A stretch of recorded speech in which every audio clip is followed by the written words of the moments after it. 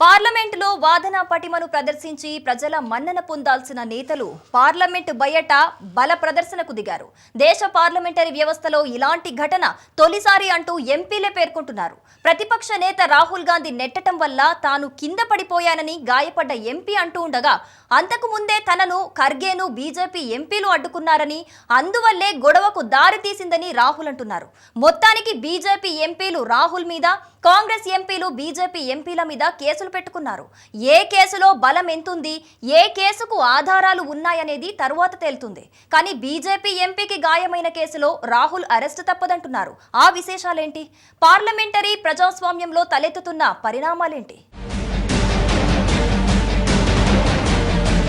Parliament సంప్రదాయాలు గతి తప్పుతున్నాయా? గాయపడ్డ ఎంపీని రాహుల్ పరామర్శించలేదా? పార్లమెంటు బయట పరస్పరం కేసులో సారాంశమేంటి? ఈ మధ్య జరుగుతున్న కొన్ని ఘటనలు చూస్తే పార్లమెంటు సంప్రదాయాలను మార్చేందుకు కొందరు పూనుకున్నారా అనే అనుమానాలు కలుగుతున్నాయి. తాజాగా దేశం మొత్తం నివ్వెరపోయేలా పార్లమెంటు గేటు ముందు కనిపించిన దృశ్యం దేశ ప్రజల్లో ఒక్కింత ఆందోళనకు దారితీసింది. అటు గాయపడ్డ ఎంపీలోనూ భయం వ్యక్తమైంది. ఇదంతా అంబేద్కర్ మీద అమిత్ షా అనాలోచితంగా ఓ వ్యాఖ్య చేశారంటూ కాంగ్రెస్ ఎంపీలు పెద్ద ఎత్తున ఆగ్రహించారు, ఆందోళనకు దిగారు. అంబేద్కర్ను అమిత్ షా అవమానించారంటూ దేశవ్యాప్తంగా కాంగ్రెస్ శ్రేణులు నిరసనలు తెలిపాయి. అటు పార్లమెంటులోనూ ఇదే ఒరవడి కనిపించింది. అయితే అంబేద్కర్ అంశాన్ని కాంగ్రెస్ ఎంచుకోవడం వ్యూహాత్మకమేనని, రాజకీయ దురుద్దేశంతోనే రాహుల్ అండ్ కాంగ్రెస్ టీం రౌడీయిజానికి దిగిందని బీజేపీ ఎంపీలు విమర్శిస్తున్నారు. అయితే పార్లమెంటు పరిసరాల్లో గతంలో ఎప్పుడూ చోటు చేసుకొని పరిణామాలు మాత్రం సామాన్య పౌరుడిని ఆందోళనకు గురిచేస్తున్నాయంటున్నారు విశ్లేషకులు. పార్లమెంట్ ఆవరణలో బీజేపీ నేతలపై దాడికి పాల్పడ్డారంటూ లోక్సభ పక్షనేత రాహుల్ గాంధీపై బీజేపీ నేతలు కేసు పెట్టారు. రాహుల్ గాంధీ చర్యను ఖండిస్తూ ఆయనపై హత్యాయత్నం కేసు నమోదు చేయడం ఆసక్తి రేపుతోంది. రాహుల్పై 109, 115, 117, 125, 131, 351 కింద ఫిర్యాదు చేశారు. రాజ్యాంగ నిర్మాత అంబేద్కర్ను అవమానించారని పార్లమెంట్ ఆవరణలో ప్రతిపక్షాలు నిరసన తెలుపుతుండగా ఎన్డీఏ ఎంపీలు వాగ్వాదానికి దిగారు. ఈ క్రమంలో జరిగిన తోపులాటలో మాజీ మంత్రి బీజేపీ ఎంపీ ప్రతాప్ చంద్ర సారంగికి గాయాలయ్యాయి. ప్రతాప్ చంద్ర సారంగిని రాహుల్ గాంధీ నెట్టారని, అందువల్లే ఆయన తూలి కింద పడిపోయారని వారు ఆరోపిస్తున్నారు. ఇక ప్రతాప్ చంద్ర సారంగి రాహుల్ తన కన్న ముందున్న ఎంపీలను తోసేశారని, వారు వచ్చి తన మీద పడితే తాను కింద పడిపోయానని సారంగి అంటున్నారు. ఇక బీజేపీ ఎంపీల ఆరోపణలను కాంగ్రెస్ నేతలు ఖండించారు. తాను ఖర్గేతో కలిసి పార్లమెంటులోకి వస్తుండగా తమను బీజేపీ ఎంపీలు అడ్డుకున్నారని, ఆ విధంగా ఘర్షణ ముందుకు జరిగిందని రాహుల్ చెబుతున్నారు. ఆ ఘటనల పూర్వాపరాలు ఎలా ఉన్నా కింద పడిపోయిన ప్రతాప్ సారంగికి తగిలిన గాయాలను బీజేపీ ఎంపీలు చూపించే ప్రయత్నం చేశారు. అప్పుడు సారంగి వద్దకు వచ్చిన రాహుల్ గాయపడ్డ సారంగిని చూసి వెనుదిరిగిన దృశ్యం మీడియాకు చిక్కింది. అయితే రాహుల్ కనీసం గాయపడ్డ ఎంపీని పరామర్శించలేదని, ఇదేం పద్ధతి అంటూ బీజేపీ నేతలు విమర్శిస్తున్నారు.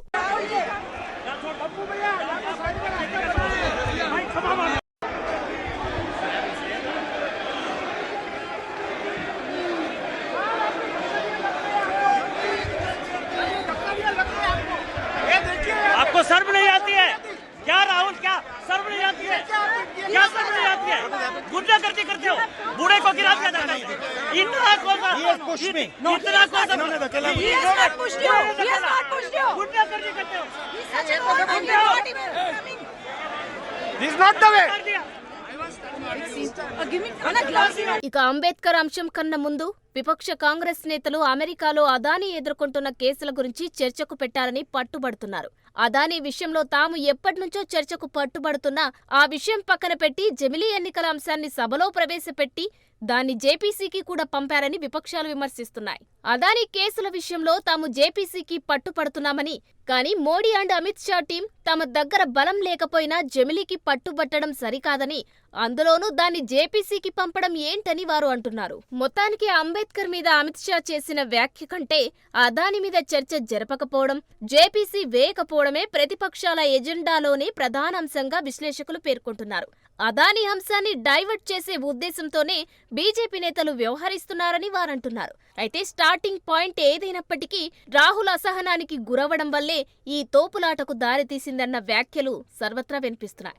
ఈ క్రమంలో రాహుల్పై పెట్టిన కేసులు కూడా ఆసక్తి రేపుతున్నాయి. రాహుల్పై నమోదైన కేసులను బట్టి ఆయన్ని అరెస్టు చేసే అవకాశం ఉందంటున్నారు. అమిత్ షా వ్యాఖ్యల్ని తప్పుపడుతూ చేపట్టిన నిరసనలో రాహుల్ను ఎన్డీఏ ఎంపీలు అడ్డుకున్న క్రమంలో 2 బీజేపీ ఎంపీలకు గాయాలయ్యాయి. దీనిపై బీజేపీ ఎంపీలు ఇచ్చిన ఫిర్యాదు మేరకు ఢిల్లీ పోలీసులు కేసులు నమోదు చేశారు.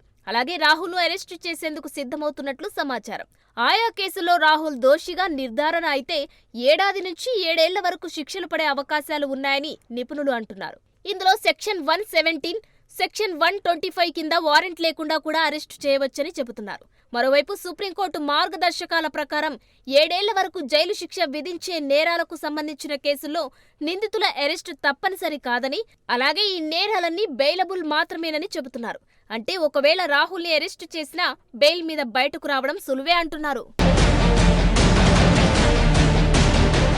కొద్ది నెలల క్రితం పార్లమెంటులోని విజిటర్స్ గ్యాలరీ నుంచి ఓ 2 వ్యక్తులు వచ్చి అకస్మాత్తుగా స్ప్రే కొట్టారు. ఒక్కసారిగా పార్లమెంటులో పొగలు వ్యాపించడంతో సభ్యులంతా ఆందోళనకు గురయ్యారు. అక్కడ ఏం జరుగుతుందో తెలియక కంగారు పడ్డారు.